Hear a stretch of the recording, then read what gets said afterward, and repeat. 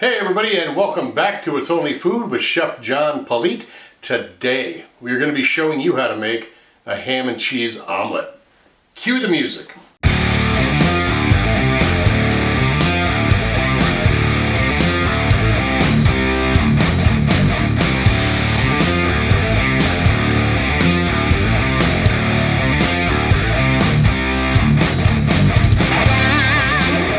Alright, like I said, we are going to be making a wonderful breakfast this morning, a ham and cheese omelet, and we're going to make some hash browns as well. Let's jump down in here and do the ingredients for this.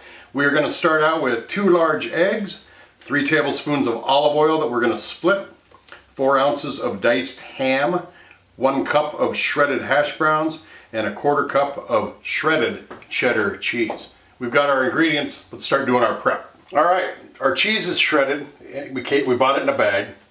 We've got our hash browns that were shredded and they came in a bag as well. What we have is our ham here. So that's our prep for the day. Is right here is our little piece of ham. You can buy the ham thinner sliced than this, but I chose this piece of ham just because it's got a nice thickness to it that I want to utilize in our omelet. And you just want to dice it into the nice small pieces. That's our filling for our omelet. Let's move on to our mise en place. Alright, as you can see, we've got our mise en place, which means to have your mess in place, quite literally translated from the French. It is where you have all your ingredients that are prepped and ready to cook. And as you can see, we've got them all back there. We've got our ham and our cheese, our hash browns and our eggs, and the oil, and the utensils that we're going to need throughout this recipe. So let's step and get a fix on our pans here. All right, so for making an omelet and the hash browns, you want to make sure that you've got really high quality non-stick pans. We are going to use a little bit of oil, but you want to make sure that you've got a nice non-stick surface. You can see it's got a little bit of wear and tear on it. I use this in my restaurant, but you want, especially for the eggs, you want to have a non-stick surface. And then of course for your hash browns, you want a nice big skillet that you can put the oil in, and then put those hash browns in there. Simple to clean, just wipes right out. If anything sticks to it, you know the trouble with that. You got to scrub and scrape and everything else to get the dirt out of the pan after you've cooked.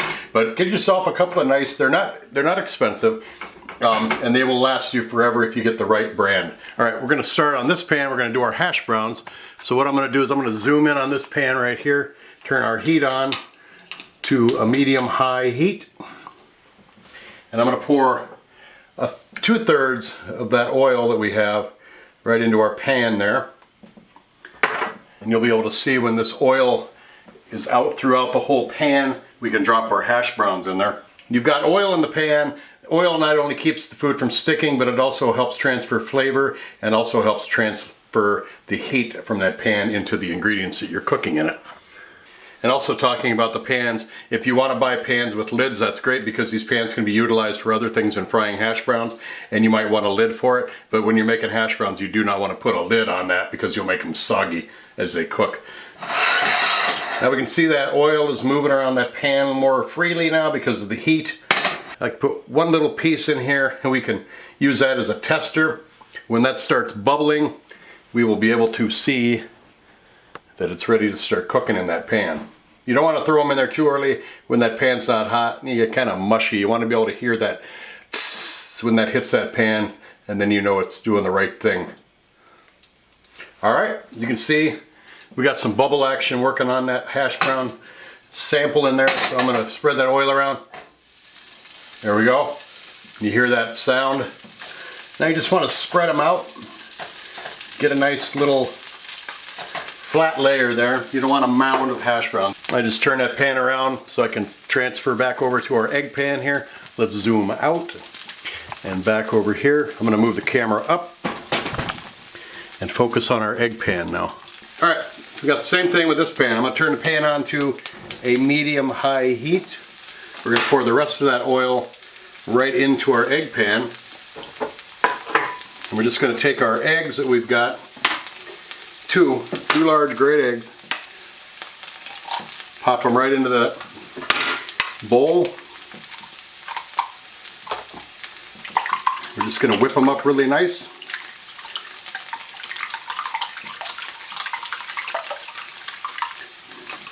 All right, they are ready to go. Same thing with the pan, you want to make sure it's hot. You want those eggs to start cooking the minute they get in there. All right, we got our egg pan hot. We got the oil in there. We're going to put our eggs right in there. And we got a good nice rubber scraper here, also known as a rubber spat.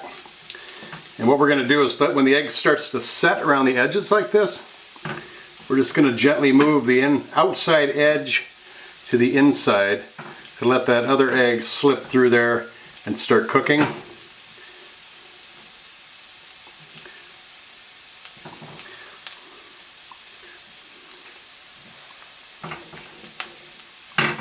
And you just continue to do this. Also makes the omelet larger.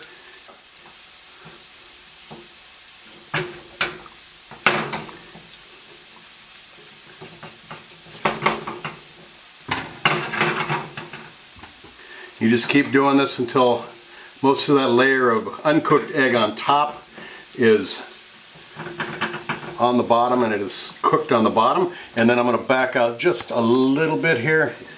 This is the fun part. Before you flip your egg, make sure it moves in the pan. And that's all there is to that. Flip it over, add your cheese, turn your heat off, put your egg in there. Your ham. And then here's the part I like with the plating. Turn your heat off because you're going to be using the plate over the flame. You don't want to burn yourself. And you just take and you slide that over and you've got yourself an omelet right on that plate. You got the round edge on the round edge of the plate. You haven't burned yourself. This will cook. This will melt the cheese and the ham will get hot. If you want to do a microwave on it, you can. But what I want to do now is I want to flip my hash browns. Those are cooking as well. What we're going to do now is we're going to plate this up. We're going to take some awesome photos of it. We are going to put some music under that, let you enjoy those, and we're going to come back and we're going to taste this. So don't go anywhere.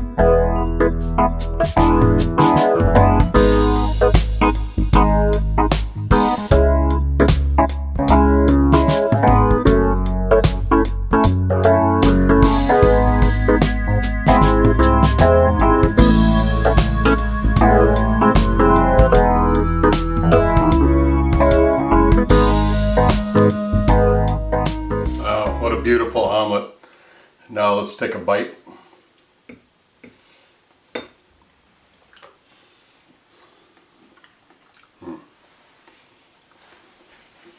Very good. Very creamy, very cheesy. Eggs are cooked just right. They're fluffy. Get some hash browns in here.